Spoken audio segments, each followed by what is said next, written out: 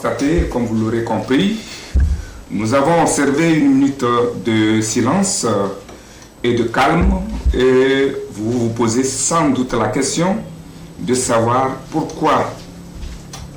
Eh bien, mais pour ceux qui, de près ou de loin, le savent déjà, c'est bien en mémoire de Célestin Taméli, journaliste, animateur, entre-temps de l'émission Eco Magazine, Eco Mag, secrétaire de la rédaction, puis, avant sa mort, comptable à la télévision deuxième, TV2, qui n'est plus des nôtres depuis vendredi 11 août 2023, qu'il a plu à Dieu de le rappeler auprès de lui.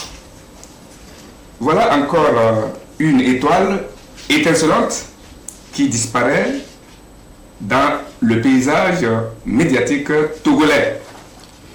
Que se passe-t-il, comme le dirait un militaire, un corps habillé, il y a 40 ans? Que se passe-t-il, pour dire que se passe-t-il dans la corporation de la presse? Nous ouvrirons une parenthèse pour poser cette question à une personne bien indiquée que vous voyez déjà sur ce plateau et à qui je souhaite une cordiale bienvenue. Mesdames et messieurs, chers téléspectateurs, bonjour et bienvenue dans la messe médiatique. L'évangile de ce jour va s'articuler autour de 3 chapitres, à savoir la marche vers les élections, des jeux de casserole aux jeux d'alliance, le mythe décisif au sein de l'opposition. Le casque obligatoire pour les passagers sur les motos, l'autre mesure pour réduire les décès sur nos routes. Puis, coup d'État au Niger, le gros morceau, la CEDEAO et la France menacent, la junte au pouvoir avance. Tous ces chapitres à égrener avec Tianyao Armiao, directeur de publication du journal Nouvelle Opinion, et puis président du Conseil national des patrons de presse, à ma droite. À gauche, Lemou Constant, consultant en communication, que nous avons le plaisir de recevoir dans cette messe pour la première fois, et ce sera un partenaire de plus pour cette émission. La collaboration technique est assurée par Djeril Djeda au cadrage et à la réalisation. Alexandre Tchalim assure la mise en onde et en orbite. Je suis Eric Tanander, le prince héritier de la Bina.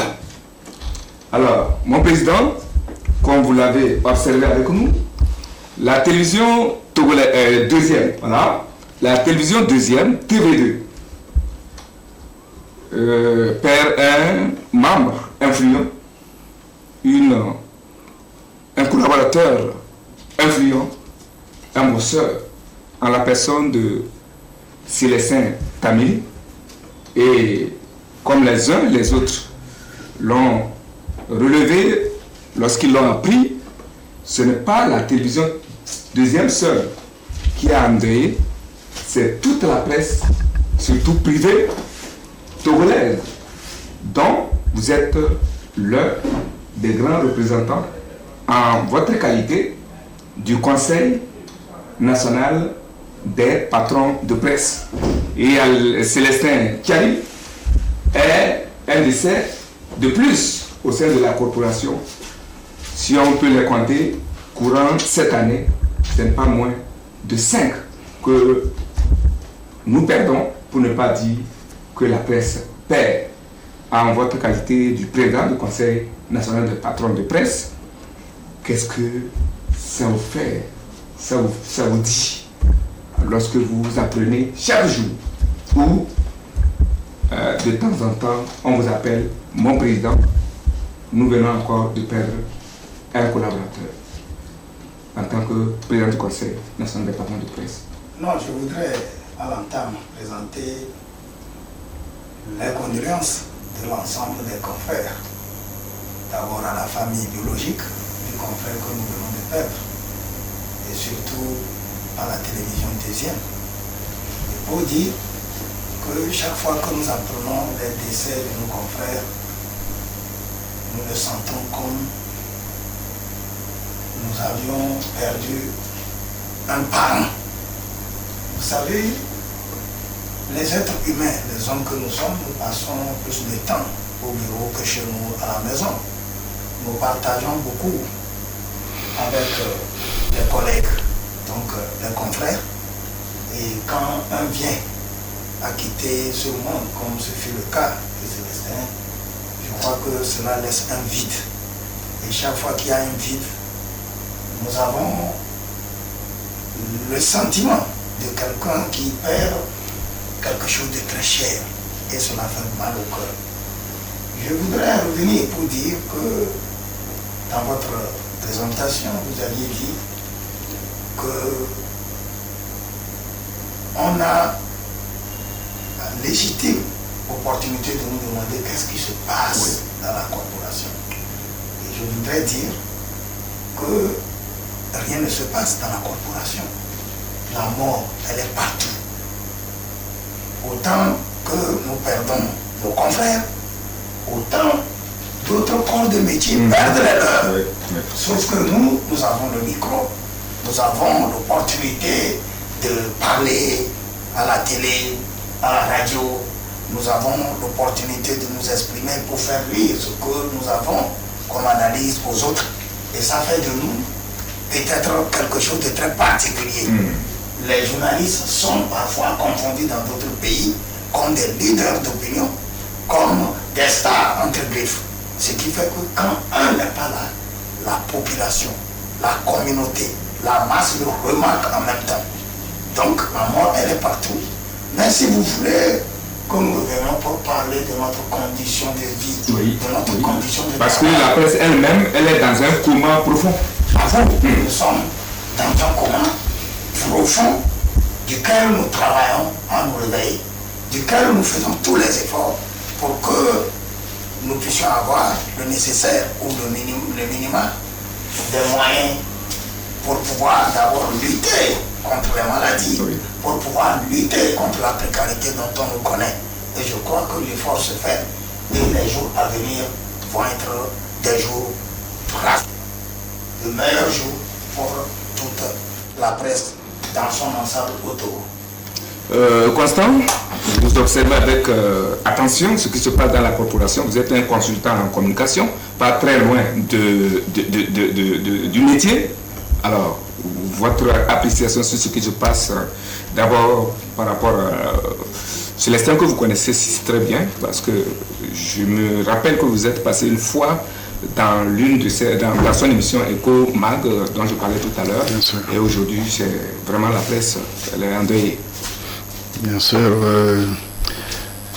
ça nous fait beaucoup de peine que d'apprendre la disparition de ce qui anime les médias et qui donne beaucoup d'informations qui permettent aux citoyens lambda d'être au parfum des nouvelles du monde. Ça fait beaucoup de peine. J'aurais souhaité à la suite du président Tchania interpeller les responsables des organes de presse, les médias d'une manière générale, pour qu'on ne discute pas des conditions de travail et de vie des acteurs seulement lorsque il y a peine, lorsqu'il y a disparition, mais que ça soit vraiment une discussion quotidienne, de sorte que ces pertes soient réduites au maximum possible pour que vraiment nous n'ayons pas tout le temps à regretter. Vous l'avez dit, c'est pratiquement la 5e personne Bon, disons, sinon, je les ai il y en a plus. Il y en a encore. Et puis chaque jour, c'est de ces cas on vit dans toutes les corporations, bien sûr. Il y a lieu de s'interroger, il y a lieu de mener des actions concrètes, prendre des dispositions pour assurer la bonne santé des acteurs, des Togolais d'une façon générale. Pour que nous n'ayons pas de ces pertes alors que nous avons encore le plus besoin des compétences professionnelles de ces personnes qui nous quittent. Paix à leur âme, mes condoléances à la famille TB2 et mes condoléances à la famille biologique de Célestin. Merci pour votre soutien et vos soutiens moraux et psychologiques dont vous faites montre à chaque fois que un malheur frappe la corporation, quel que soit l'organe.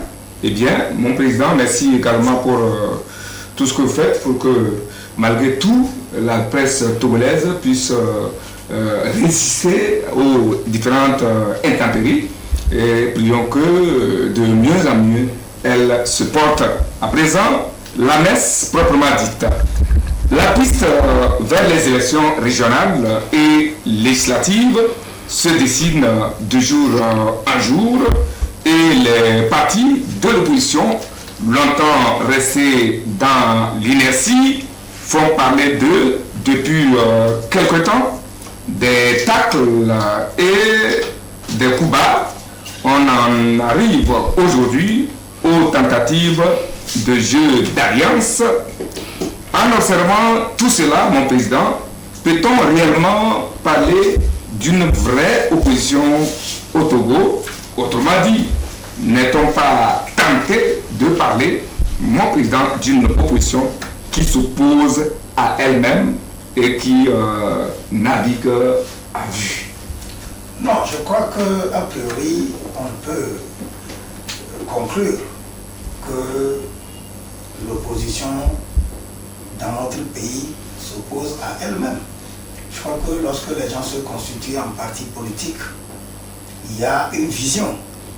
On ne se met pas en parti politique rien que pour se faire entendre ou pour prendre part aux grandes rencontres ou pour parler du pays tout simplement. Mais on a des visions, des ambitions. Et donc les ambitions des partis politiques, à notre avis, ce sont des ambitions de gouvernance où on a envie de s'essayer aux diverses élections qui échelonnent, qui émanent de la Constitution de façon régalienne. Donc, à partir de cet instant, tout parti politique ayant sa vision propre à lui-même et avec des ambitions ne peut a priori s'accopiner avec d'autres et dire que bon, on est en train de faire simplement des alliances. Mais parfois, chemin faisant, une situation qui amène des partis, qu'ils soient l'opposition ou de n'importe quelle tendance, les partis peuvent se mettre ensemble pour se donner une force pour affronter une situation donnée. Et c'est là que naissent les alliances. C'est vrai que dans notre pays, on a connu plusieurs alliances. Et les alliances viennent qu'à chaque veille d'élection. Et quand les élections finissent, et les mêmes alliances éclatent, on fait 4-5 ans. Et quand on approche d'autres échéances, les mêmes personnes peuvent se refondre pour créer de nouvelles alliances, pour dire à la population que cette fois-ci, c'est la bonne et la ferme alliance et qu'on ne va pas s'éclater, qu'on fera tout ensemble. Ça fait partie aussi du jeu politique. Je crois que c'est tout à fait normal. Et toutes les alliances que nous voyons aujourd'hui, si les gens respectent les cahiers de charges, les orientations qu'ils se disent entre eux-mêmes dans ces alliances, ils pourraient faire quelque chose. Mais parlons des élections. Je crois comprendre aujourd'hui que quelque chose de particulier va se passer avec les prochaines échéances, surtout les législatives à venir et les régionales. Pourquoi? Vous savez qu'il faut commencer par lire les signes parce qu'au moment où on demandait aux Togolais d'aller se faire recenser, souvenez-vous qu'il fut des époques où quand on appelle les citoyens à aller se faire recenser, il y a une certaine opposition qui dit rien n'a été préparé, rien n'est fait, et qui appelle les mêmes populations et leur dit n'allez pas vous faire enrôler. Mais cette année, c'est comme un seul homme que tous les partis politiques, que ce soit du pouvoir ou que ce soit de l'opposition, même les associations de la société civile qui voient ou qui ont un œil bienveillant sur ce qui se fait en termes de politique dans notre pays, tous ont appelé les communautés togolaises à aller se faire enrôler. Donc ça veut dire qu'il y a une volonté ferme d'aller participer à ces élections-là. Vous savez, en 2018, vous avez souvenance de ce qui s'est passé. Les gens ont boycotté, ont tenté de boycotter des élections. Et aujourd'hui, ils courent derrière les conséquences des turpitudes dont eux-mêmes, ils ont été auteurs. Et donc, je suis ravi que les conséquences sont en train de corriger les politiciens togolais, et qu'à partir de cet instant, on va vivre un vrai jeu démocratique avec du fair play, avec des partis qui se engagent à mouiller effectivement le maillot pour que nous ayons dans nos futures assemblées, pour que nous ayons au niveau de nos sénats des gens vraiment qui ont mouillé le maillot parce qu'ils ont compris le jeu de la politique et qui se sont engagés à accompagner notre pays. Concernant la même question, et le président l'a si bien dit, on a eu plusieurs coalitions depuis longtemps au sein de l'opposition. Cassiel, collectif Sauvons le Togo, C14, C je ne sais combien, DMK, etc. Et aujourd'hui, on en arrive au GNC, sans oublier l'autre, et tout ça, quelles peuvent être les conséquences de toute cette turpitude, de tout cela, bien pour l'opposition, aussi bien pour l'opposition elle-même que pour le pays? Merci Eric, je remercie surtout M. Tiagnao pour ce panorama de la vie politique, surtout de l'opposition au Togo. Je ne vais pas y revenir, les éléments essentiels, il les a déjà résumés. C'est un constat réel que l'opposition au Togo présente apparemment un visage comme les autres oppositions politiques, sauf qu'il y a quelque chose d'atypique, et peut-être c'est aussi la particularité de la vie politique au Togo. Ce qui est atypique, c'est ça, les coalitions qui n'aboutissent à rien, généralement aucun résultat n'est au bout des coalitions. C'est en cela que notre classe politique d'opposition se caractérise. Mais vu les comportements, les jeux d'alliance, les scissions au sein des alliances, cela augure de la dynamique de la vie politique dans notre pays, et c'est bien à l'actif de nos dirigeants, parce que ça signifie qu'il y a une bonne plage réservée aux activités politiques, que ce soit des partis proches du pouvoir ou de l'opposition. Eh bien, tout le monde est libre de mener ses activités comme il l'entend. Alors, c'est normal qu'un parti politique ait une vision, que ces partis s'opposent. C'est normal, parce que les orientations n'étant pas les mêmes, les arguments ne sont naturellement pas les mêmes, ou s'opposent, les arguments s'opposent, puisque les objectifs ne sont pas les mêmes. Lorsqu'on a une vision du développement du pays qu'on veut porter, et surtout convaincre les citoyens à porter le choix sur les candidats de cette vision, c'est normal que les visions contraires s'achoppent. Seulement, ce qui est un peu sale, ce sont des attaques virales entre partis politiques, entre Mais les responsables au sein des mêmes partis, et vous allez voir des exclusions, des défections, ce qui fragilise dangereusement ces partis politiques, si bien que l'opposition dans son ensemble risque de ne pas avoir la force nécessaire, la poigne de jouer son rôle en face du parti au pouvoir. Actuellement, vous allez le constater au niveau de l'Assemblée nationale, les législatives qui se sont déroulées en décembre 2018 ont connu le boycott de grands partis de l'opposition.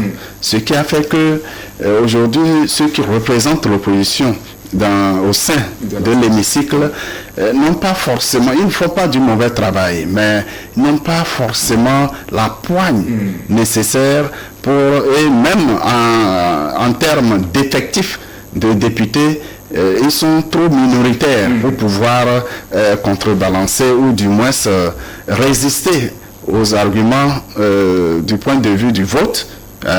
L'opposition ne peut rien bloquer. Voilà. Le minimum de blocage manque à l'Assemblée nationale. Heureusement que cette opposition au sein de l'hémicycle est beaucoup plus constructive, contrairement aux grands partis qui pourront tirer les leçons nécessaires pour que aux prochaines élections, si jamais ils rentraient à l'Assemblée nationale, qu'ils soient plutôt constructifs plutôt que d'être une opposition de destruction. C'est très important pour la vie politique si nous voulons vraiment que notre pays soit un pays de démocratie. Il faudrait que les acteurs politiques se montrent à la hauteur de leur mission, qu'ils fassent preuve de maturité politique. Quelquefois, j'ai l'impression que les responsables politiques sont quelque chose que je ne pourrais pas qualifier véritablement, mais ils ne sont pas des leaders politiques.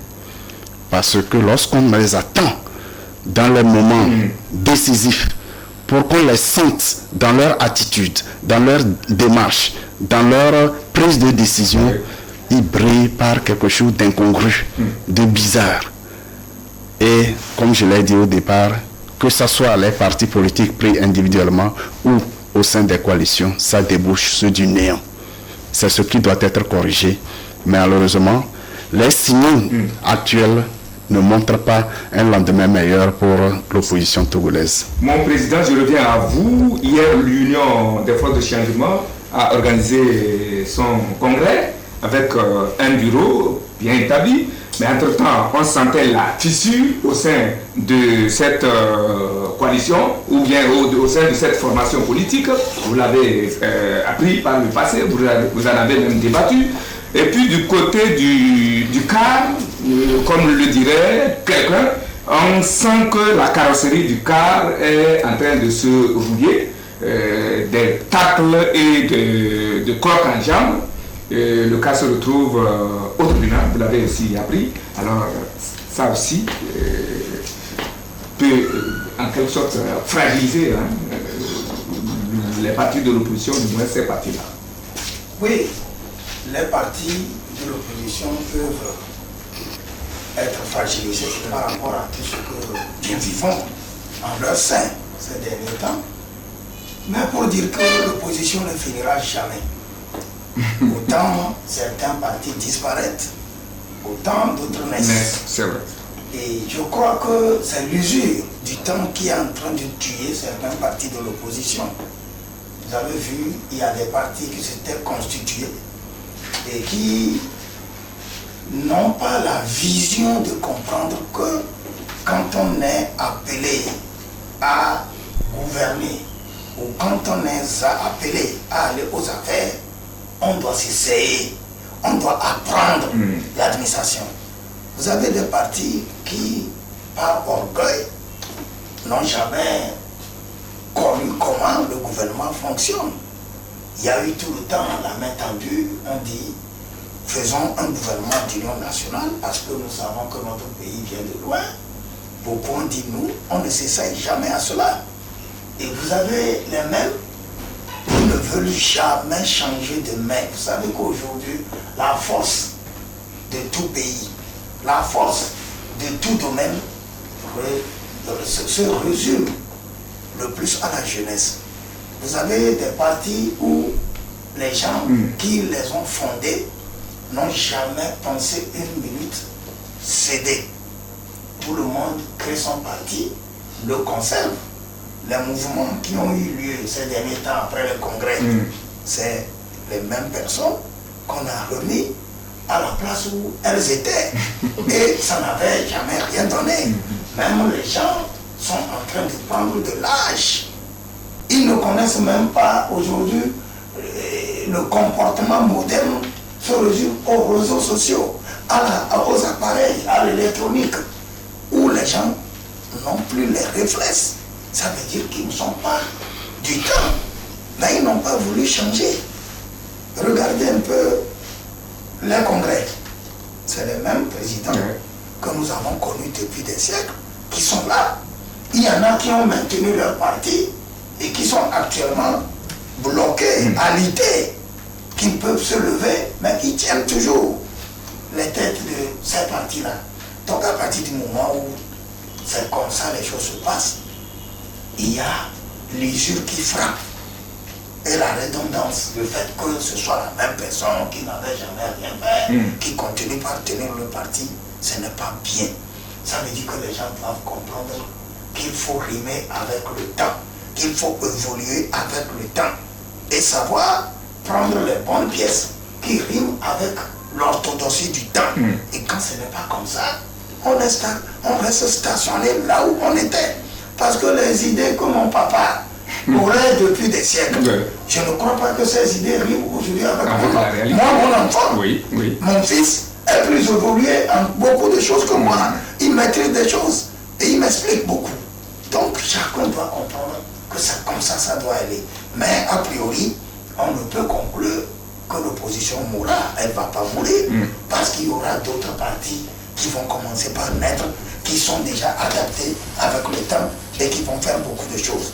J'aime ce que mon frère Constant Lemon a dit tout à l'heure par rapport à l'actuelle Assemblée. Il a dit qu'il y a une opposition constructive au niveau de notre Assemblée. Parce qu'on ne peut pas aspirer à diriger un pays et ne pas prendre la mesure de mettre tout ce qu'il faut pour construire ce pays, pour faire décliquer ce pays, pour le lancer sur les sols du développement. Jamais on ne peut le faire. Et tous ceux qui vont être des opposants constructifs, parce qu'il ne s'agit pas de critiquer les pouvoirs, il faut apporter sa contribution. Quand tu finis de critiquer, il faut proposer. Et quand on ne veut pas proposer et qu'on reste stationné dans la critique, ça veut dire qu'on ne peut pas soi-même évoluer. Très bien. Et le mot veut ajouter.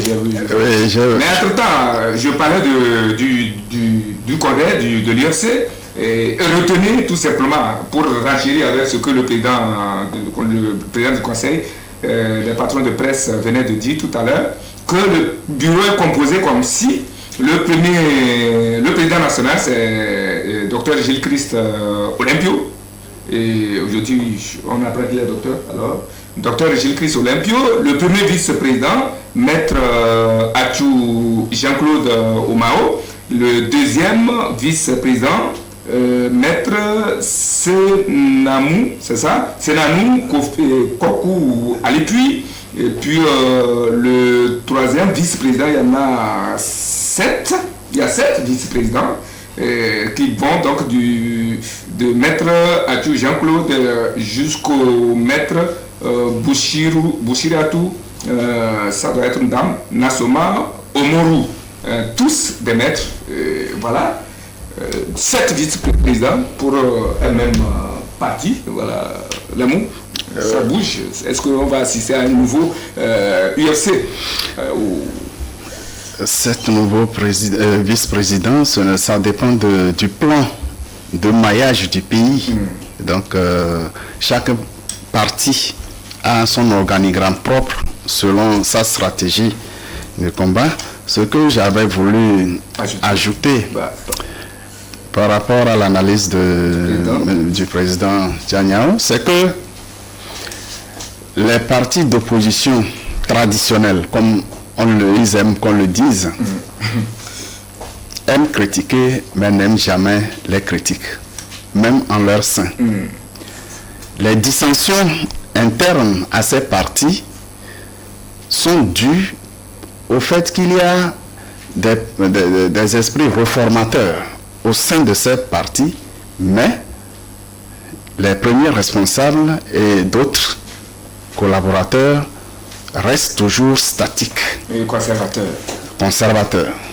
Alors, comment on veut que la gouvernance du pays soit améliorée par des réformes, mais nous-mêmes, que nous proclamons démocrates, réformateurs, nous ne voulons rien réformer à notre niveau, au sein de nos organisations politiques. C'est ça la grande faiblesse aujourd'hui pour tous ces partis politiques d'opposition. Je pense que cette attitude n'arrange pas l'ensemble du pays. Elle n'arrange même pas le parti au pouvoir. Parce que les efforts que le parti au pouvoir devrait consentir pour faire avancer le pays, puisqu'on ne voit personne en face capable de titiller, capable de critiquer, d'offrir une alternative, eh bien ce parti fait ce qui lui semble bon, parce qu'à aucun niveau il ne se sentira inquiété. Et c'est l'ensemble du pays qui perd par la mauvaise gouvernance au sein des partis politiques de l'opposition. Voilà. D'où la nécessité de l'émergence de nouveaux partis capables d'offrir des alternatives crédibles. Et là, ceux qui gouvernent voient à travers l'expression, les comportements ou les propositions de nouveaux leaders politiques et comprendront que voilà de nouvelles pistes sur lesquelles le pays pouvait avancer. Cela offre des alternatives aux citoyens, aux électeurs le moment venu pour décider de quelle orientation faut-il donner à la vie du pays. Sinon, les anciens restent dans l'histoire de la vie politique de notre pays. Et là, si la jeunesse ne prend pas ses responsabilités, eh bien, on risque une noyade collective. Mon président, je le disais tantôt, le cas des jeux de casserole s'est finalement transporté au tribunal. Vous l'avez appris ces derniers jours. Est-ce que ça augure des lendemains meilleurs au cas à la sortie du tribunal, quel que soit le parti ou la partie qui aura gagné? Vous savez, je viens de dire quelque chose. J'ai dit que les gens font tout, malgré l'âge, malgré l'usure. Ils font tout pour se maintenir à la tête de leur parti. Et je crois qu'aujourd'hui, les gens sont en train d'accuser les membres du CAR, le reliquat que Maître Agbouiba a laissé, les gens les accusent. Mais je crois que c'est comme ça devait être, parce que le président, paix à son âme, Maître Agbouiba, aurait pu aussi céder. Il aurait pu laisser un jeune qui devrait conduire les destinées du CAR. Il l'avait fait entre-temps. Il l'a fait, mais il a repris aussitôt. C'est ça qui a fait partir Maître Agbouiba. Vous savez, quand on tient, malgré l'âge, malgré l'usure, on se maintient, on finit par quitter la banque sans capitaine. Et là, les gens font comme ils peuvent.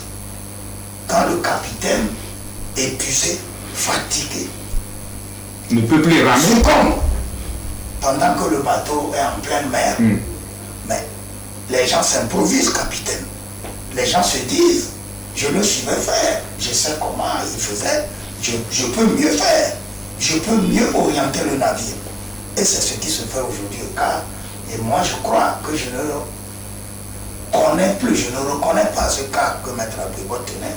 Et ça fait tout triste de voir que les membres du CAR, forts de l'expérience, forts de la densité, de la connaissance de Maître Agbouiba, fort de la bête politique qu'on dit de lui et qu'il est effectivement, n'arrivent pas à s'entendre autour de l'essentiel et qu'ils puissent se transporter au tribunal. Vous allez voir que quand ce procès va être la défaite d'un camp, vous verrez une véritable scission au cas où d'autres vont se réorganiser pour créer leur car autrement. Surtout qu'il y a plusieurs marques de voitures maintenant. Oui. Chacun aura son car. Chacun aura son car. Il y aura des Nissan, il y aura des Tucson, il y aura des... Et sûrement des carrosseries, les unes plus retapées que les autres. Mais ce qui est sûr, la circulation continue. Ouais. Merci beaucoup. On attend de voir ce que ça va donner, mais je le disais, la CENI a déclenché son moteur et vers les élections régionales et législatives. Et bientôt peut-être on connaîtra les dates, mais l'ANC, vous avez écouté la sortie, mon président de l'ANC entre-temps qui contestait le fait que, qui disait que le pouvoir et la CENI avancent, alors que, bon, ils ne voient pas, rien n'est correct dans les pas que marque la CENI, notamment que le chronogramme, il pose toujours le problème du chronogramme, qui reste un souci. Moi, je crois que la CENI, comme les partis politiques, chacun est en train de faire son travail. On ne viendra pas tourner, forcer ou abuser de la main de la CENI à faire ce que les agendas des autres veulent. Et vous avez vu la CENI, quand elle faisait l'opération d'enrôlement, le recensement électoral, elle entendait de temps en temps raison par rapport à tout ce que journalistes, partis politiques disaient. Et dans la zone numéro 1, ici où nous étions, on a dû proroger de quelques jours. Dans d'autres zones également, la même opération a été faite. Maintenant, quand on a affiché, on a demandé aux gens, aux uns aux autres, de voir s'il y a des contestations. C'est vrai, l'opposition, il y en a certains partis qui ont dit que des jeunes, des mineurs et étrangers auraient été enrôlés dans certaines zones du pays. Et moi, à l'époque, j'avais dit qu'on aurait aimé avoir nos journalistes, puisque tout le temps, les mêmes choses se disent. On aurait aimé que les contestataires apportent les éléments ouvertement les éléments et les preuves de ce qu'ils disent. Parce que quand on dit qu'il y a des mineurs qui ont été enrôlés, il suffit de faire une démonstration, nom, prénom, avec tout l'essentiel, que voilà, dans telle zone, bureau de vote, il y a eu, dans telle zone, il y a eu tel mineur, on donne 3 ou 4 exemples ou 10 exemples. La population que nous sommes, on prend acte. Et vous allez voir que de façon collective, le peuple ou les communautés vont demander à la CENI de revoir. C'est vrai, on ne peut rien faire avec la perfection 100%. Sûrement qu'il peut y avoir par endroit des zones où des cas comme ça peuvent être effectivement relevés. Mais les corrections ont été données, à mon avis, à partir du moment où on a affiché et on a demandé à tous les citoyens d'aller vérifier. Je crois que l'épisode qui va suivre maintenant, c'est le déroulé du vrai chronogramme, du vrai programme avec date à l'appui où on peut faire les élections régionales et où législatives. Donc je crois que c'est une question de temps et d'argent également, parce qu'il faut dire la vérité, depuis un bon moment, le Togo prend en charge ces élections. Et personne d'ailleurs n'a plus apporté un soutien à l'organisation des élections au Togo. Je me dis que le pays est en train de mobiliser le nécessaire pour aller à ces élections et la CENI ne va pas faire une fuite en avant en fixant des dates quand on n'est pas encore, c'est mon avis, quand on n'est pas encore sûr d'avoir le nerf qui va permettre d'aller faire ce travail-là.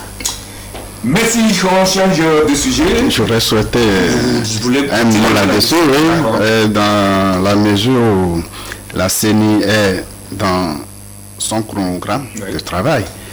Et surtout, ce sont les politiques à travers le CPDC qui discutent Le CPC. sur le CPC, pardon, le cadre de concertation, le cadre permanent de concertation, et discutent au sein de ce cadre et s'entendre sur l'essentiel quant à l'organisation des élections. C'est vrai, les partis de l'opposition comme l'ANC le fait, ils sont dans leur rôle de contester ce qu'ils pensent qui ne les arrange pas, mais la CENI fait ce qui arrange tous les partis et tous les Togolais. Qu'il y ait des insuffisances, c'est possible, mais tout doit se faire et se fait actuellement dans le respect du code électoral. S'il y a violation du code électoral, violation de la Constitution, on peut comprendre. Au Togo, l'enrôlement sur les listes électorales, le vote, ne sont pas obligatoires. La preuve, en 2018, lorsque l'opposition rassemblée au sein de C14, c'est ça, ont appelé les Togolais à ne pas se faire enrôler. Ils ont appelé ceux qui s'étaient fait enrôler à ne pas aller voter le 20 décembre. Aucune poursuite n'a été intentée contre personne. À ce jour, la CENI avance sous les orientations et du gouvernement et des conclusions du cadre de concertation des acteurs politiques, et je pense que c'est une bonne chose. Ça peut augurer d'un lendemain meilleur pour l'ensemble de notre pays. Nous l'espérons. Le ministère de la Sécurité et ses démembrements pour poursuivre leur campagne de lutte contre les morts fatales sur les routes. Après l'opération contrôle au feu tricolore, ils viennent de réactiver la décision du port obligatoire des casques pour les passagers des deux roues. Ceci fait suite, bien sûr, au bilan semestriel sur la sécurité routière. Comment trouvez-vous, mon président, ces mesures? Je voudrais profiter de ce plateau pour féliciter le ministre Yac, féliciter également le directeur général de la gendarmerie ainsi que celui de la police pour le travail qu'ils abattent pour nous assurer la sécurité, aussi bien pour nos populations que pour nos biens. Et je voudrais dire également que depuis que les policiers restent au niveau des feux tricolores, pour usagers de route que nous sommes, j'ai remarqué beaucoup de choses positives. Il y a la fluidité. Vous ne traînez plus au niveau des feux rouges. Et puis, les gens, à partir du moment où ils ont en tête qu'à chaque carrefour, il y a la police, prennent la mesure de respecter nos feux. Ça, c'est très important à relever. Je ne sais pas si l'effectif qu'ils ont leur permettra de maintenir le cadre de ces dispositions-là pour au moins longtemps, 8 mois ou 6 mois. Pour que ça rentre dans nos habitudes. Voilà. Je vous avoue que moi, j'ai commencé par conduire depuis 1999. Et j'avoue que je ne connais pas l'utilité de la ceinture, par exemple. La ceinture de sécurité, je ne la mets pas. Vous conduisez parfois la voiture, vous signale que vous n'avez pas mis. On s'en fout. Elle-même, elle se fatigue. Elle se tait. Elle dit continue ta route. Ou bien on coupe le câble de signalisation. Voilà. Nous avons conduit ici jusqu'à Navarro. On a conduit partout sans ceinture. Et on ne savait pas l'utilité de la ceinture. Mais il a fallu que, je crois, c'est le même général, qu'il mette des mesures et qu'on contrôle et qu'on prenne des gens qui n'ont pas mis la ceinture. Nous sommes aujourd'hui habitués. Moi, le premier réflexe que j'ai, c'est comme même ceux qui sont en arrière, je leur dis mettez la ceinture s'il y a la possibilité de le faire. Donc, c'est rentrer dans nos habitudes. Et j'avoue que le respect des feux va rentrer dans notre habitude avec ce qui se fait aujourd'hui. Et la discipline routière va rentrer dans nos habitudes. Maintenant, par rapport au casque, pour passager. En réalité, on ne devait pas nous forcer. On ne devait pas nous courir derrière, puisque nous-mêmes, nous voyons, chacun de nous a une fois vécu un accident. Chaque fois qu'il y a accident, surtout c'est avec les cyclistes, quand quelqu'un est à moto, une voiture le cogne, ou bien entre elles, les motos se cognent. Oui. Ou même lui seul tombe. Celui qui n'a pas le casque prend plus de choc au niveau souvent de la tête. Et c'est ça qui entraîne les morts. Donc, nous avons prié nos populations à aider le ministre Yak et son ensemble de la sécurité du pays à aider les citoyens à porter le casque pour notre propre bien. Parce qu'un pays où les gens meurent tous les jours ne peut pas se développer. Nous avons besoin de tous ces jeunes. Nous avons besoin de ces Togolais qui meurent par la faute de manque de port de casque.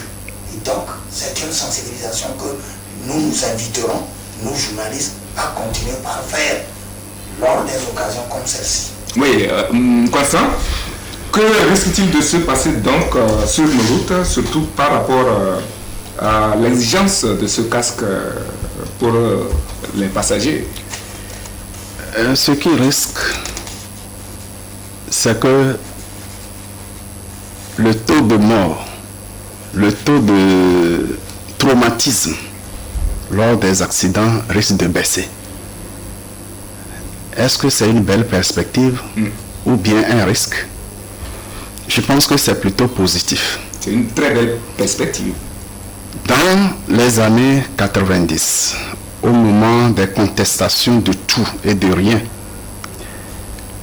ceux qu'on pensait être des leaders pour conduire notre société ont démontré que on est libre de porter un casque ou non. Qu'on est libre de conduire à l'envers, on est libre de porter ceinture ou pas. Et les résultats étaient là. Chaque jour, des morgues débordées. Des morgues débordées des victimes d'accidents. Les centres hospitaliers débordés. Des blessés traumatisés à vie. Au début des années 2000, lorsque l'État a décidé d'instaurer, de réinstaurer, je veux dire, le port obligatoire de casque, ça devrait s'étendre à tous ceux qui sont sur les motos, qu'on conduise ou bien qu'on soit remorqué. Mais des discussions ont fini par prendre à tort le pas sur l'obligation pour le passager de porter le casque. On pensait que c'est un service qu'on rendait à ceux qu'on remorque. Mais le rapport du dernier trimestre a manqué, à mon avis, un détail. Faire la désagrégation des chiffres. Lors d'un accident, ceux qui sont blessés à la tête, qui meurent ou qui sont traumatisés, combien, parmi ceux qui portent le casque, combien sont morts ou traumatisés? Et parmi ceux qui ne portent pas le casque, combien sont morts et traumatisés, à quel degré? Cela devrait amener chacun, avant de monter sur une moto taxi ou un gentilhomme qui veut bien vous aider à vous déplacer, cela devrait amener chacun à demander le casque, soit à emporter le casque de la maison ou à demander au conducteur le second casque avant de monter sur la moto. Effectivement, on n'avait pas besoin des mesures coercitives sur ces questions-là. Chacun est quand même responsable de sa vie avant que l'État ne soit le garant de la sécurité de la vie de chaque citoyen. Il faudrait qu'on en prenne vraiment conscience. Je voudrais revenir sur la question du port de gendarme. Aujourd'hui, nous n'avons pas encore les radars sur nos routes pour signaler ceux qui violent les feux tricolores. On n'en a pas encore. Alors, nécessité qu'il y ait toujours des policiers ou des gendarmes, des agents de sécurité, pour que ceux qui ne sont pas toujours conscients de la chose, ou pas encore que la peur des gendarmes, la peur du policier, puisse les faire respecter les feux tricolores. Ils ont bien fait d'afficher les montants à payer en cas de violation des feux tricolores. C'est une bonne chose. Ça a amené des gens à regarder leurs poches avant de prendre le risque de violer un feu tricolore. C'est une très bonne chose. Il y a un autre aspect qui n'est pas ressorti dans le rapport trimestriel. La cause des accidents, la mort sur les routes, il y a un facteur très important, souvent négligé, sciemment ou non, je ne sais pas. La construction des routes. Au cours des accidents, lorsqu'il y a choc entre deux motos, c'est moins grave que lorsqu'il y a un choc entre une moto et une voiture. Et encore, les voitures, gros porteurs. Pourquoi est-ce que dans la construction de nos routes, il n'est pas prévu la bande cyclable? Et les motocyclistes sont obligés d'emprunter la même chaussée que la chaussée. Les voitures. C'est un risque très élevé d'accident, de traumatisme et de mort parmi les victimes d'accidents. Même les nouvelles routes qu'on est en train de construire, je ne vois pas cette disposition. Si les anciennes routes n'avaient pas prévu les bandes cyclables, pourquoi on persiste dedans? Alors qu'il y a possibilité de prévoir des bandes cyclables pour éviter que les motocyclistes et les voitures partagent la même chaussée. Le téléphone au volant, le téléphone au guidon, ça revient. Ou du moins, j'ai l'impression que ça n'avait même pas disparu. Parce que à tous les arrêts, quand vous faites attention, aussi bien ceux qui sont sur la moto, avec casque, ils mettent le téléphone dans le casque, ils communiquent.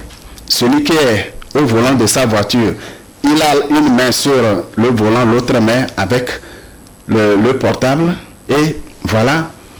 Mine de rien, c'est un accident, c'est des blessés. Il y a plusieurs paramètres à prendre en considération si on veut véritablement lutter contre ces accidents, pour diminuer les victimes, leur gravité, pour diminuer les morts dues aux accidents. Les mesures qui sont déjà prises, c'est bien, c'est à féliciter. Il faut continuer. Encore sur le plan économique et surtout financier, on aurait souhaité, pour plus de transparence, les amendes à ceux qui enfreignent à la loi, que ces amendes soient payées au trésor. Quand on prend quelqu'un qui viole le feu tricolore, son véhicule est garé, il reçoit la fiche d'amende, il va payer et il revient avec le reçu de paiement avant de reprendre son engin. Au lieu que ce soit des arrangements entre les conducteurs qui violent les feux tricolores et les agents, ce n'est pas bien. Ça ne donne pas confiance à tous les citoyens pour qu'ils se comportent de façon que le respect de la règle soit la mieux partagée. Voilà ce que je voulais ajouter sur ce point. Beaucoup de choses à observer pour éviter ou diminuer les risques d'accident. Il y a entre-temps aussi, le général avait parlé aussi, je crois que c'était lors d'une conférence de presse en 2015, lorsque on parlait il faisait un autre bilan, les surcharges. Les surcharges, vous allez voir sur la nationale numéro 1 surtout, dans les larges, après Notier et en allant vers, et surtout dans le Grand Nord, vous allez voir des véhicules surchargés au point où le chapeau a tendance même à toucher le ciel. Je crois que le ministre la dernière fois est revenu également là-dessus et il disait effectivement que ces mesures doivent être observées scrupuleusement. Et ceci pour éviter effectivement que les gens meurent fatalement. Et il disait que personne ne meurt à la place de l'autre. Donc le non-respect de ces mesures, ce n'est pas pour faire du mal au ministre Liark et à ces éléments, mais c'est contre nous-mêmes que nous le faisons.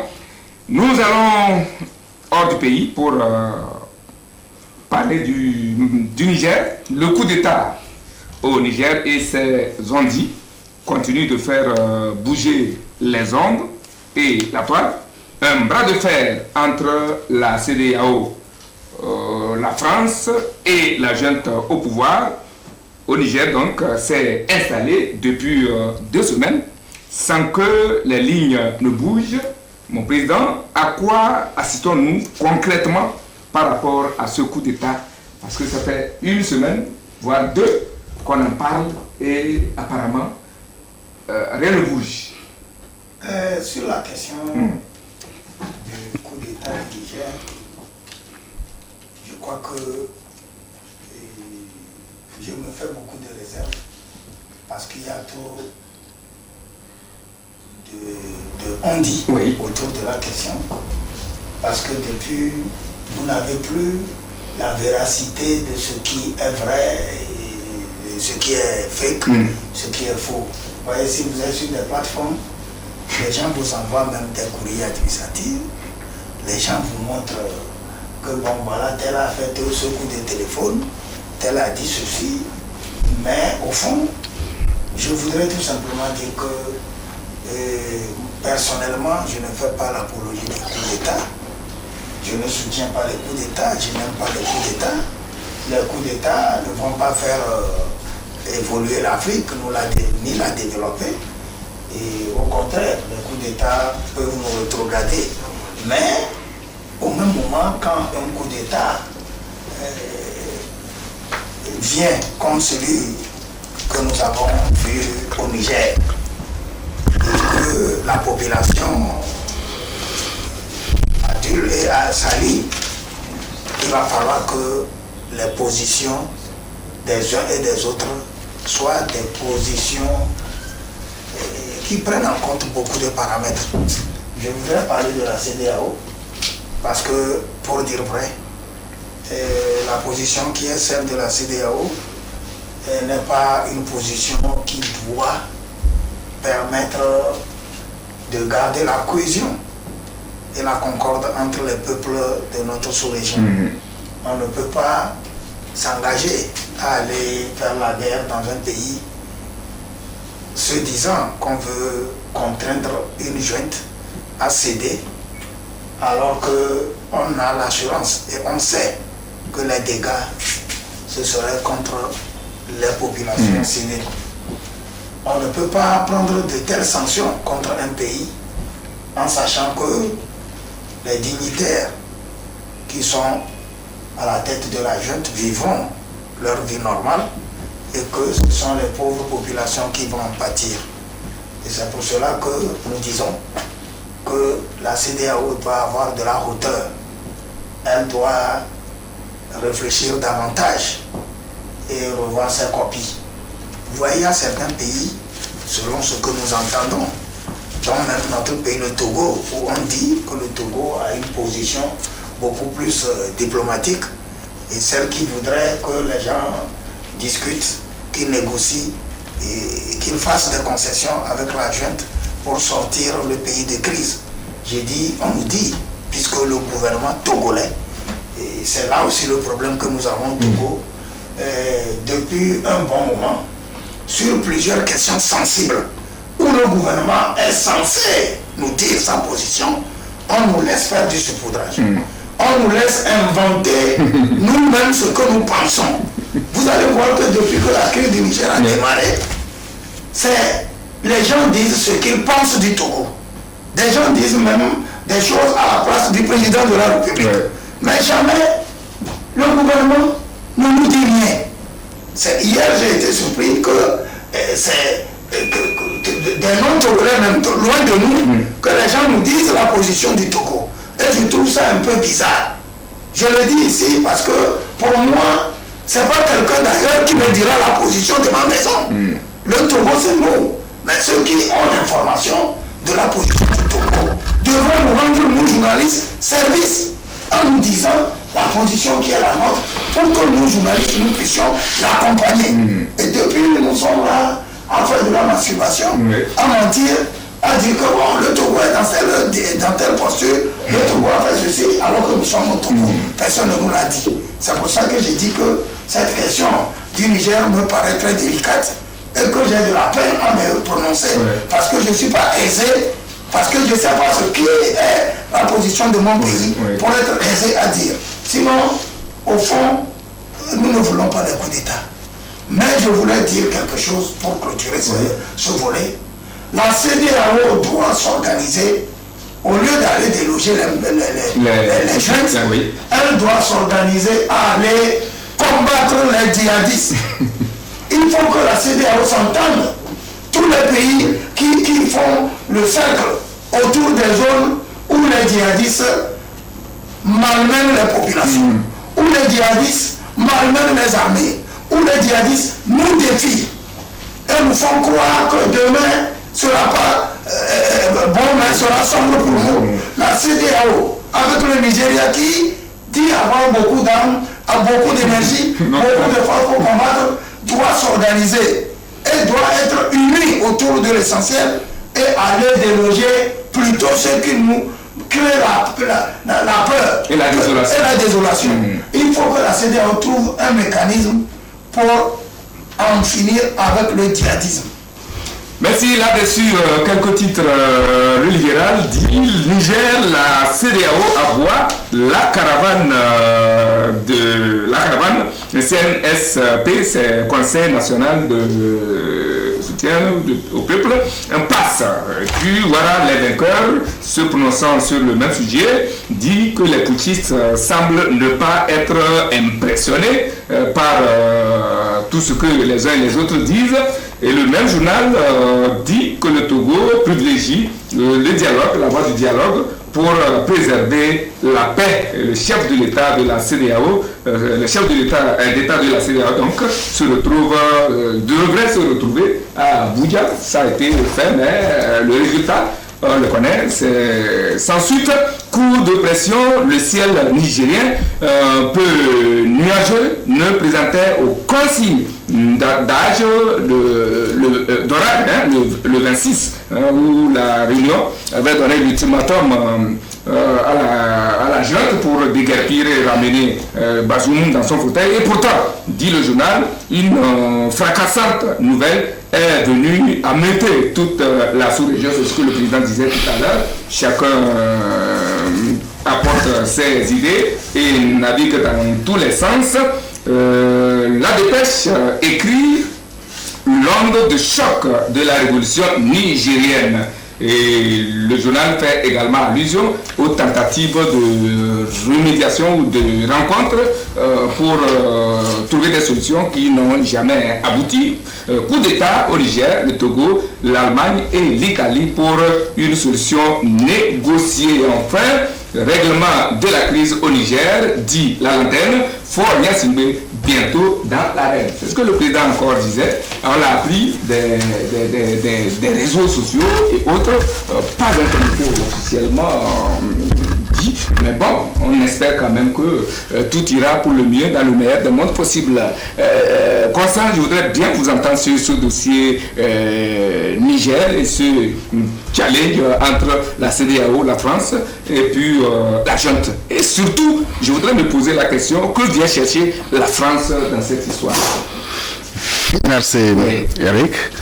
Je voudrais rassurer mon frère Tchaniayo que la CEDEAO n'interviendra jamais pour combattre les djihadistes. Parce que ce n'est pas leur mission. Leur mission, surtout les présidents Batangais, ont la mission de protéger les terroristes, collaborer sincèrement avec eux. Et c'est l'un des collaborateurs qui a été pris au Niger. Puisque tous les témoignages recoupés, Bazoum est d'origine djihadiste, des organisations djihadistes. Non seulement ça, étant président, les djihadistes qui se sont fait prisonniers, il les a libérés. Il a libéré une première vague et il s'apprêtait à libérer la deuxième vague lorsque le général chargé de la garde présidentielle l'a interpellé, a insisté, parce que la première vague qui avait été libérée, juste après leur libération, se sont attaqués aux forces de l'ordre et ils ont fait des morts parmi les forces de l'ordre comme parmi les civils. alors il faut éviter de libérer les autres. Mais le président Bazoum s'est entêté et là, le général était obligé, devant la mort de ces éléments, de mettre le président Bazoum aux arrêts. Voilà ce qui court vite à sa libération. Regardez autour. On dirait que nos présidents là, je ne sais pas qu'est-ce que leur peuple en pense, qu'est-ce que leurs officiers en pensent, mais qu'on ne soit pas surpris que des officiers bien lucides décident autrement. Lorsque vous prenez le président Ouattara, la CEDEAO est intervenue en Côte d'Ivoire parce que les Ivoiriens s'entretuaient et lui était d'un camp. Et tout le monde le sait, avec l'appui de la France, il a réussi son coup de force et il est président. Il a opéré un deuxième coup de force constitutionnel. Il a marché dans le sang pour accéder au fauteuil présidentiel pour un troisième mandat. La CEDEAO n'a rien vu. Il n'a rien dit. N'a rien dit. Aujourd'hui, le président Macky Sall est en train de massacrer sa population.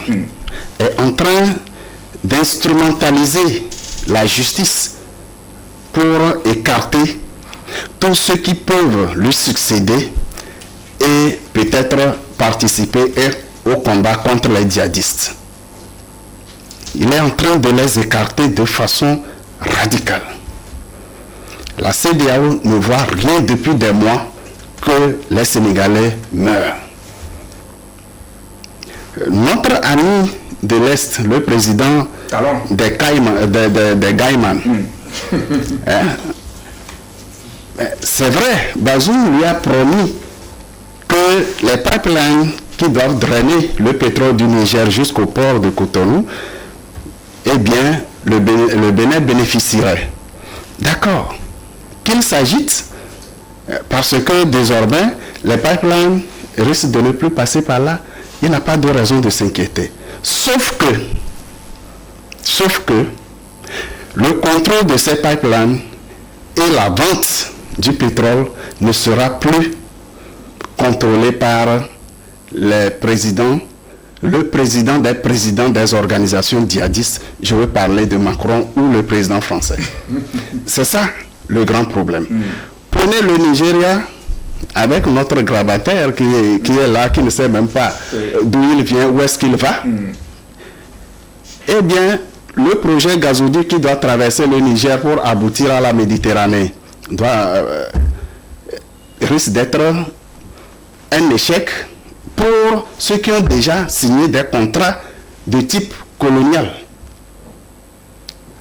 On n'arrêtera jamais ce gazoduc, sauf que désormais, le paiement, les coûts seront réels et non des coûts coloniaux. Cela n'arrange pas non plus notre président Tinubu. Vous comprenez aisément que cette agitation avec laquelle, cet empressement avec lequel ces présidents dont je viens de parler ont décidé d'aller intervenir militairement dans un pays où il y a eu un coup d'État sans un seul tir, sans aucune balle. Et ceux qui sont déposés et ceux qui sont au gouvernement ou bien au pouvoir, personne n'a été blessé. Eh bien, on intervient militairement pour semer la mort. Ce qui laisse penser que ces vieux ont besoin du sang humain pour se revitaliser peut-être. Mais ils ont surtout peur. Ils ont surtout peur parce que lorsque le Niger sera sorti de cette gironde djihadiste, lorsque la France sera partie du Sahel, eh bien, le djihadisme prendra fin. Il y a une forte inquiétude. Le niveau du développement de l'Europe, surtout de la France, doit être entretenu. Avec quoi? Désormais, ils doivent payer les matières premières au coût réel. ça ne les arrange pas. Puisque l'entretien, la maintenance coûte aussi cher. La France ne pourra plus revenir dans ses colonies, exploiter les matières premières comme elle l'entend, au coût qu'elle veut. Ce sera un drame. Je ne vous informe pas. Le conflit né entre le président Macron et la dame Premier ministre italienne au sujet de l'exploitation des colonies par la France. Ça, c'est notre sujet et nous avons encore beaucoup à vivre. Ces coups d'État, eh bien, s'inscrivent dans la logique d'une redéfinition de l'équilibre du monde.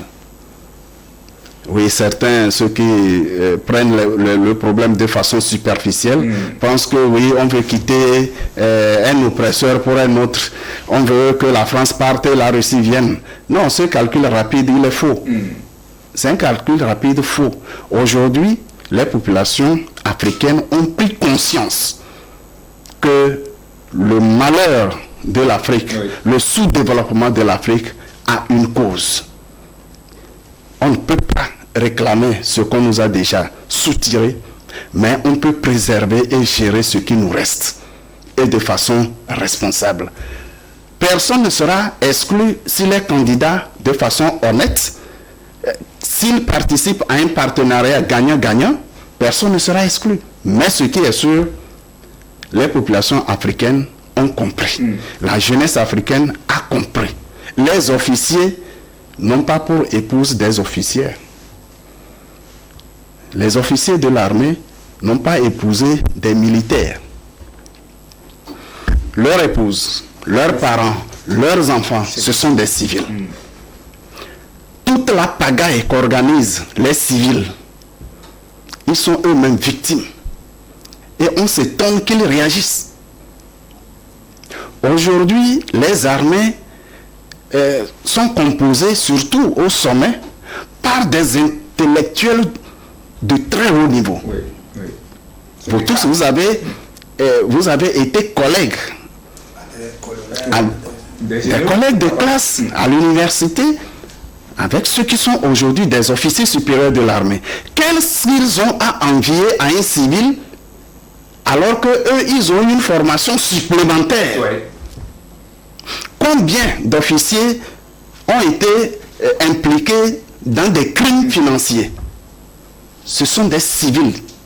Combien d'officiers ont signé des accords profitables au maître de l'Occident au détriment des populations africaines?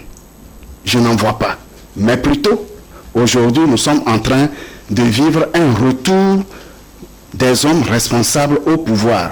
Et concernant précisément notre pays, l'empressement de la CEDEAO n'a pas permis au pays de se prononcer véritablement et de décider de leur démarche ou de leur option. Au lendemain du coup d'État, il fallait couper rapidement toutes les alimentations possibles en direction du Niger. Comment un pays peut se prononcer vis-à-vis de sa population devant l'Assemblée nationale? Même la CEDEAO a un parlement. Ce parlement n'a jamais été consulté. Il n'a jamais été consulté. Ce qui montre clairement comment ces présidents vont en guerre, gèrent leur propre pays. Il y a les tests, mais on met de côté les tests. Il y a les institutions, on les met de côté. Et puis, on reçoit des injonctions de l'extérieur et on les met en œuvre.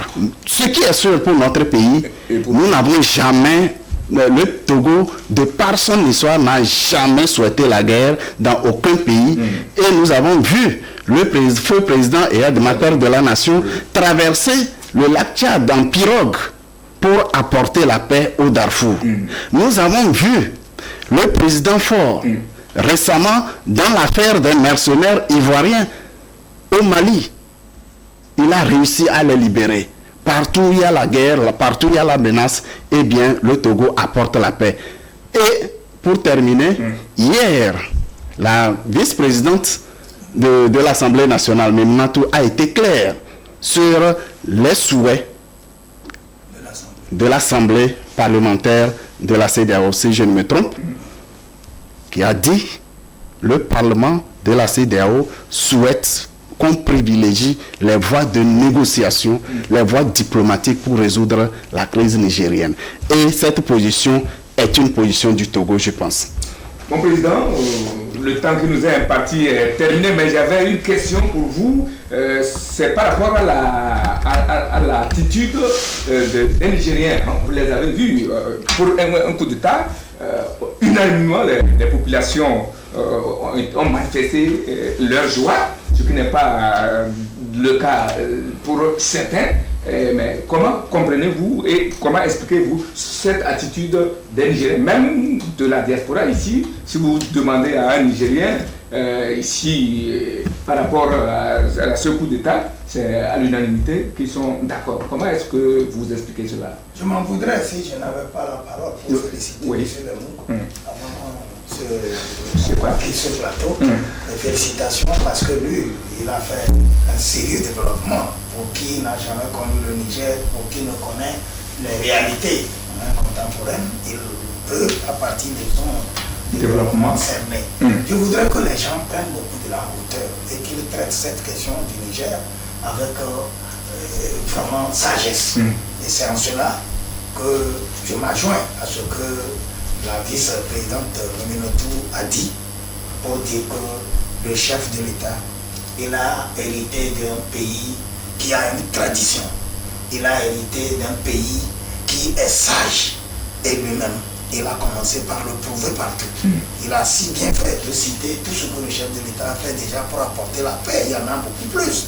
Peut-être que son carnet diplomatique a réglé des questions dont nous n'avons connaissance. Puisque j'accusais tout à l'heure le gouvernement togolais de faire attention et de bloquer ou de faire abstention de donner des informations. Mais je sais que le président Faure serait déjà en train de prendre les mesures qu'il faut pour que cette paix profite également aux Nigériens. Parce que le Niger, c'est un pays frère et ami du Togo. Donc, si on a pu apporter la paix partout, pourquoi pas au Niger? Je voudrais une fois encore inviter le président de la République de prendre son bâton de pèlerin, comme il a toujours fait, pour apporter la paix partout.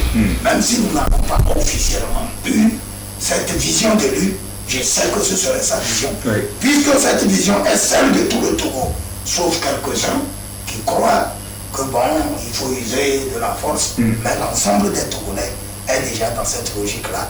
Vivement que le président intérim et qu'il continue de faire ce travail qu'il est en train de faire pour l'Afrique et pour le monde. Inch'Allah, et par rapport à l'attitude des Nigériens, quel mot? Non, c'est pour vous dire que après le développement de M. Lemou, si vous êtes Nigérien, il vient de démontrer que c'est la face hideuse de Bazoum qui a été mis au grand jour et qui fait que l'ensemble de la population, vous savez, quand quelqu'un là et qu'il a la veste du président, personne ne pouvait rien dire. Finalement, quand on a pris les mesures, on l'a mis au ouf, on l'a pris, la population pousse un ouf de soulagement. Parce que quand on fait une opération comme ce qui s'est passé au Niger, et toute la population adhère, d'aucuns pourront vous dire que c'est par la force que les gens sortent, mais j'ai dit que je ne le crois pas. Parce qu'on n'a jamais été dans une maison tenir le col à quelqu'un pour faire sortir. Donc ça veut dire qu'il y a un réel problème au Niger. Et je crois que les Nigériens, ils savent que les conséquences vont être difficiles si jamais la CEDEAO maintenait ces sanctions. Ça va être difficile, mais je crois qu'ils sont déterminés à souffrir ces conséquences-là pour se corriger dans l'avenir. Oui, pour les Nigériens, je souhaite vraiment beaucoup de courage à la population, à chaque citoyen, qu'il mesure l'importance de la nouvelle voie. Et je suis sûr que les lendemains seront meilleurs pour le nouveau gouvernement, avec le nouveau gouvernement qui s'est mis en place. Et la dynamique que le général Tiani et ses collègues officiers sont en train d'insuffler à la nouvelle orientation, je pense que le Niger aura un lendemain plus sûr. Au niveau de la CEDEAO, franchement, j'ai compris que Sankara avait encore raison en son temps en disant ne vous fiez pas aux gens parce qu'ils sont âgés. Ne vous fiez pas aux gens parce qu'ils sont âgés, parce que les bandits, les délinquants vieillissent aussi. Moi, je voulais dire que par rapport au sentiment anti-français qui se développe, vous avez vu que dans l'ensemble, c'est ce sentiment que tout le monde brandit. Il ne revient pas à la CEDEAO de réparer le préjudice, mais il revient à la France d'anticiper. Je dis bien qu'il revient à la France d'anticiper. Quoi faisons? Oui, la France peut appeler toutes ces colonies et rediscuter leurs contrats. Il ne faut pas qu'on l'oblige à le faire, mais qu'elle s'oblige d'elle-même à le faire. Mais attends, parce que pendant que tout ceci se fait par rapport au Niger, je crois qu'avec beaucoup plus d'humilité, avec beaucoup plus de courtoisie, Macron peut inviter tous les chefs d'État de l'Afrique francophone et leur dire, dites-moi effectivement quels sont les sentiments de vos populations. On va le lui dire, puisque le fait est là. La jeunesse, c'est elle qui tient tout le pays. À partir du moment où il y a encore à faire et qu'elle peut encore jouer, qu'elle appelle les gens et qu'elle anticipe sur les contrats et qu'elle rediscute tout. Il ne faut plus que les contrats coloniaux là restent, parce que ça ne marchera plus. Si elle maintient ses contrats, elle ne pourra pas tenir dans le temps. Il vaut mieux que dès maintenant, elle le fasse et qu'on reparte sur une nouvelle base. Parce que si vous observez bien, vous saurez que personne ne veut se défaire totalement de la France. Mais les gens veulent que la justice soit faite à son droit. Donc, le jeu où la balle est dans le camp de la France, qui peut encore faire quelque chose au lieu d'envisager des voies militaires qui vont que tuer et semer la désolation au Niger et partout où elle envisage le faire. Parole du Seigneur, nous rendons grâce à Dieu, et ce que vous dites rime à ce que quelqu'un souhaiterait. Pourquoi ne pas convoquer les États généraux des colonies? Voilà. Merci beaucoup. Les États sont désormais souverains.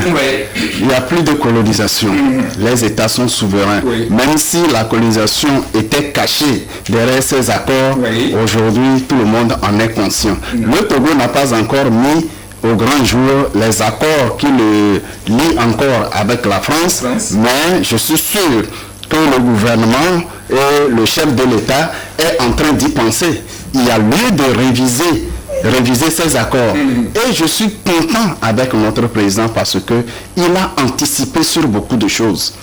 Vous savez ce qui nous coûte les attaques djihadistes dans le nord de notre pays. En tout cas, c'est ma conviction personnelle, c'est parce que la diplomatie togolaise a décidé de diversifier le partenariat. Et ça, la France et les organisations terroristes n'aiment pas ça. Mais c'est le passage obligé. Nous allons souffrir, mais nous parviendrons au bon résultat. Merci. C'est donc sur ces vœux que prend fin cette messe de ce dimanche 13 août 2023. Merci à vous, mon président. Tianyao Armiaon, vous êtes directeur de publication du journal Nouvelle Opinion et président du Conseil national des patrons de presse. Merci Constant Lemou, vous êtes analyste sociopolitique et puis consultant en communication.